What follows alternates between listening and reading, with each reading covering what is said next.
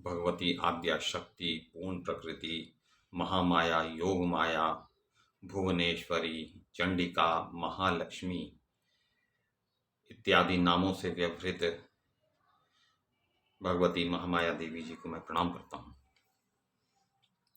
तो युद्ध प्रारंभ हो गया।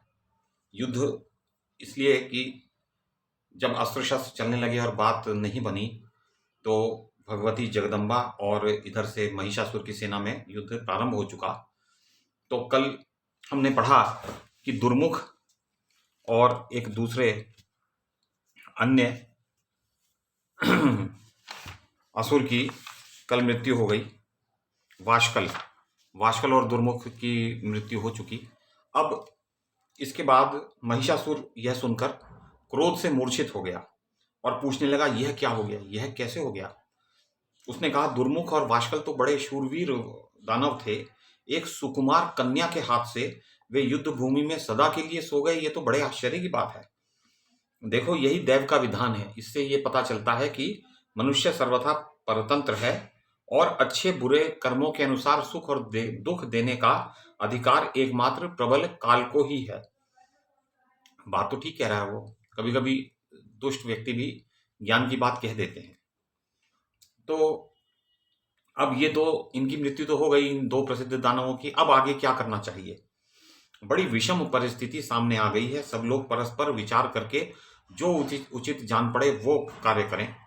तो व्यास जी कहते हैं, राजेंद्र, इस प्रकार अमित पराक्रमी महिषासुर के कहने पर उसका सेनाध्यक्ष महारथी चिक्षुराक्ष बोला, राजन, एक स्त्री के मार डालने में कौन बड़ी बात है, कौन सी चिंता की बात है? मैं उसका वध कर डालूंगा।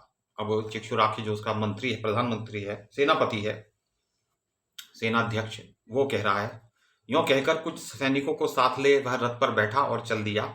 दूसरे शक्तिशाली ताम्र, जो ताम्र पहले गया था, या उसे ताम्राक्ष भी कहते हैं, तो ताम्राक्ष को साथ लेके वो चल दिया। उसको अपना अंगरक्षक उसने बना लिया।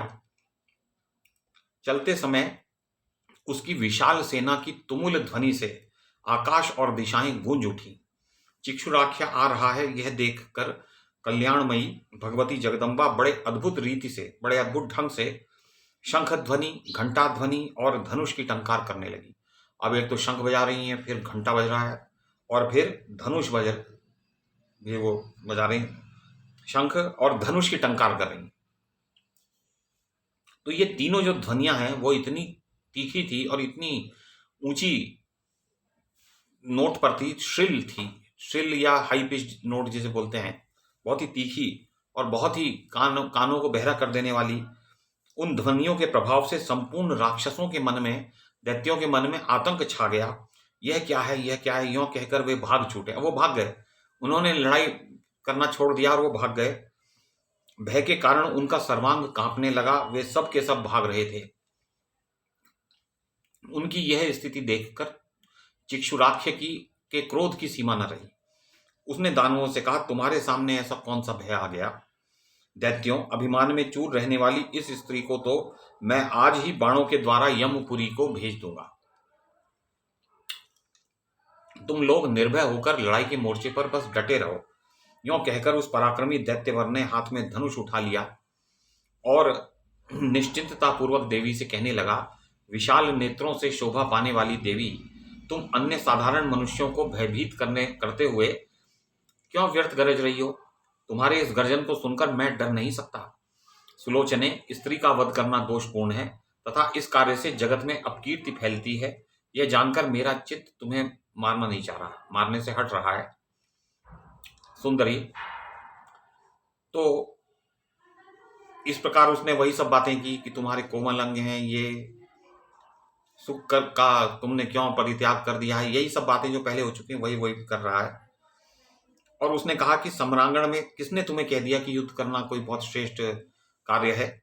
देखो, सम्रांगण में तलवार चलती है, गदा से प्रहार किए जाते हैं, चमकीले बाणों से शरीर की धज्जियां उड़ जाती हैं। प्राण निकल जाने पर सियार अपने मुंह से नोच नोच कर उस देह का अंतिम संस्कार करते हैं। तो गीदड़ों के पल्ले पड़ती है वो जो देह है। धूर्त, जो कवि धूर्त होते हैं, उन्होंने बड़ी प्रशंसा गाई है युद्ध की। वो कहते हैं कि युद्ध भूमि में प्राण त्यागे हुए वीरों को स्वर्ग मिलता है। तो ये सब बातें वो झूठ बोल रहा है, बिल्कुल असत्य संभाषण कर रहा है चिक्षुराख्य, जिससे कि देवी युद्ध से हट जाएं। उनका इस प्रकार से कहना केवल अर्थवाद है। तो अतः वरारोहे, तुम्हारा मन जहां माने वहां चली जाओ, और अथवा तुम्हें देवताओं का दमन करने वाले मेरे स्वामी राजा महिषासुर की उपासना करनी चाहिए। तो वो भी वही राग आलाप रहा है जो पहले लोग कह रहे हैं, वो भी चिक्षुराख्य भी वही बात कहने लगा। व्यास जी कहते हैं, इस प्रकार चिक्षुराख्य कह रहा था, भगवती जगदम्बा उसकी बात काटकर कहने लगी, अरे मूर्ख, बुद्धिमान पंडित के समान बनकर क्या बक रहा है? ना तो तू नीति शास्त्र जानता है, ना आन्वीक्षिकी विद्या ही जानता है, जिसमें अन्वेषण करते हैं, एनालिसिस करते हैं। ना तूने वृद्ध पुरुषों की सेवा ही की, और ना ही तुझे धार्मिक बुद्धि ही सुलभ है। तू तो हर प्रकार से मूर्ख है, आज तक मूर्ख की सेवा में लगा रहा, अतएव तू भी मूर्ख ही रह गया। जब तुझे राजधर्म ज्ञात ही नहीं, तब मेरे सामने क्यों व्यर्थ बकवाद कर रहा है, क्यों व्यर्थ बक रहा है? मेरे द्वारा संग्राम में महिषासुर मारा जाएगा, सम्रांगण की भूमि रुधिर से कीचड़ बन जाएगी, देवी कह रही है। यश का स्थिर स्तंभ स्थापित होगा, इसके पश्चात मैं सुखपूर्वक प्रयाण कर जाऊंगी। देवताओं को दुख देने वाला यह दुराचारी दानव महान अभिमानी बन गया है, इसको मार देना मेरा परम कर्तव्य है। इस महिषासुर को तू सावधान होकर युद्ध कर। अगर तुझे युद्ध में प्राण होने की इच्छा है तो कर युद्ध। व्यास जी कहते हैं, भगवती जगदम्बा के उपरयुक्त वचन सुनकर दानवों ने, बल के अभिमान में मतवाले दानवों ने उनके ऊपर बाण वर्षा आरंभ कर दी, मानो दूसरे मेघ ही जल उड़ेल रहे हों, जल की धारा उड़ेल रहे हों। इतने तीर बरसाए जैसे जल की धारा बरसती है बादलों से। भगवती ने अपने तेज बाणों से चिक्षुराख्य के बाण काट डाले, साथ ही वे उसे तीखे तीरों से बींधने लगी। देवी के बाण ऐसे तीक्ष्ण थे मानो विषधर सर्प ही हों, इतना उनसे कष्ट पहुंचता था जब वो लगते थे। उस समय भगवती और चिक्षुराख्य दोनों का वह परस्पर युद्ध आश्चर्यप्रद हो रहा था। जगदम्बा ने सिंह पर विराजमान रहकर गदा से उस दानव पर चोट की, तब कठिन गदाघात को न सहने के कारण चिक्षुराख्य मूर्छित हो गया। 2 मुहूर्त तक उसकी ये अचेतना बनी रही। 1 घंटे तक वो पड़ा रहा, नहीं 2 घंटे, 2 मुहूर्त का अर्थ है 2 घंटे बेहोश रहा, वो अचेत हो गया। वह दुराचारी दानव पत्थर की भांति रथ पर मूर्छित पड़ा रहा। शत्रु सेना को कुचलने की शक्ति रखने वाले ताम्र में भी कम चपलता नहीं थी। अब वो ताम्र देख रहा था, उसने कहा अब मैं लड़ता हूं। चिक्षुराख्य को मूर्छित देखकर देवी से लड़ने के लिए वह स्वभावतः युद्ध भूमि में आ डटा। उसे आते देखकर भगवती जगदम्बिका ठठाकर हंस पड़ी, क्योंकि वो भगवती के सामने पहले बातें बना के जा चुका था। तो उसे देखकर देवी हंस पड़ी और बोली, दैत्यवर आओ आओ, मैं अभी तुम्हें यमपुरी भेजने की व्यवस्था करती हूं। तुम लोग स्वतः निर्बल हो, तुम्हारी आयु भी समाप्त हो चुकी है, अतः तुम लोगों के आने से क्या काम सिद्ध हो सकता है? वो महिषासुर सोच रहा है तुम्हें भेज के काम बना लेगा, तुम्हारी तो आयु ही नहीं है। अब देवी को तो सारा सब पता है, सब किसकी मृत्यु कब होनी है उन्हें सब ज्ञात है। मूर्ख महिषासुर घर पर रहकर जीने के उपाय में लगा है। तुम मूर्खों के मर जाने से भी मेरा क्या काम बनेगा? तुम चाहे जीवित रहो या मरो, मेरा तो कोई काम बनाओगे नहीं। मेरे परिश्रम की कोई सफलता होगी नहीं, क्योंकि देवताओं से विरोध रखने वाला महिषासुर, नीच महादुष्ट महिषासुर अभी तक जीवित है। अतएव तुम लोग घर जाकर महिषासुर को यहां भेज दो। मेरी जैसी स्थिति है उसे वह मूर्ख महिषासुर आकर स्वयं देखे कि मैं किस प्रकार से हूं, मेरी शक्ति को देखे और इन परिस्थितियों को देखे, अपनी सेना के जो पराभव को देखे। उसको भेजो, वो महल में छिपकर क्यों बैठा हुआ है? तो भगवती जगदम्बा के ये वचन सुनकर ताम्र क्रोध में भर गया। उसने देवी पर बाण वर्षा आरंभ कर दी। उसके बाण धनुष की डोरी पर चढ़ाकर कान तक खींचे जाते थे। वो बड़े तेज खींच खींच के वो बाण छोड़ रहा था। भगवती ने भी ताम्राक्ष का वध करने के विचार से धनुष पर बाण चढ़ाए और खींचकर उस पर छोड़ने लगी। इतने में महाबली चिक्षुराख्य की मूर्छा टूट गई और वह उठकर बैठ गया। फिर तुरंत धनुष और बाण लेकर वह देवी के सामने आकर डट गया। तो अब वे भगवती जगदम्बा से दोनों के दोनों भिड़ गए। ताम्राक्ष के पास एक लोहे का बना हुआ सुदृढ़ मूसल था। उससे उसने सिंह के मस्तक पर चोट की। साथ ही वह ठठाकर हंसा और गरजने लगा। गरजते हुए ताम्राक्ष को देखकर देवी की क्रोधाग्नि भड़क उठी। उन्होंने कहा, ये है तो कुछ भी नहीं और गरज बहुत रहा है।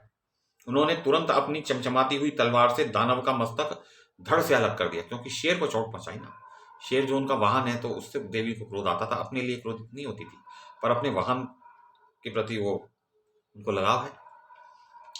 सिर कट जाने पर भी ताम्राक्ष का धड़ हाथ में मूसल लिए हुए एक क्षण तक झूमता रहा। इसके बाद वह सम्रांगण में पड़ गया, तो वो भूमि पर लेट गया, उसका धड़। तब चिक्षुराख्य ने झट तलवार उठा ली और वह भगवती चंडी की ओर दौड़ा। हाथ में तलवार लेकर आते हुए उस दानव पर देवी ने 5 बाणों से प्रहार किया। देवी के एक बाण से चिक्षुराख्य की तलवार कट गई, दूसरे बाण से उसका हाथ साफ हो गया, हाथ कट गया, और अन्य बाणों से उसका मस्तक धड़ से अलग हो गया। 5 बाणों से में कुल मिलाकर वो मृत्यु को प्राप्त हो गया चिक्षुराख्य। इस प्रकार चिक्षुराख्य और ताम्राक्ष, इन दोनों राक्षसों का निधन हो गया। ये बड़े दुष्ट थे एवं संग्राम में अजय माने जाते थे कि कोई इनसे जीत नहीं सकता। इनके मर जाने पर सारी दानव सेना भयभीत होकर चारों दिशाओं में भाग चली और देवता तो आनंद से विवल हो गए। उन्होंने आकाश में विराजमान होकर पुष्पों की वर्षा आरंभ कर दी। वे भगवती की जय मनाने लगे। ऋषि, देवता, गंधर्व, बेताल, सिद्ध और चारण, इन सब के मुंह से बार बार भगवती चंडिका की विजय घोषणा होने लगी। तो देवता लोग प्रसन्न हो गए।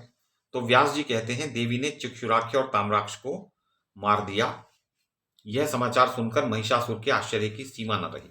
तो अब देखते हैं कि आगे क्या होता है। तो चिक्षुराख्य और ताम्राक्ष दोनों मृत्यु को प्राप्त हो गए। तो आज की कथा को हम यहीं पर विश्राम देते हैं और देवी भगवती जगदम्बा, महामाया, पूर्ण प्रकृति देवी, चंडिका, महालक्ष्मी, भुवनेश्वरी इत्यादि नामों से व्यवहृत देवी को मैं प्रणाम करता हूँ।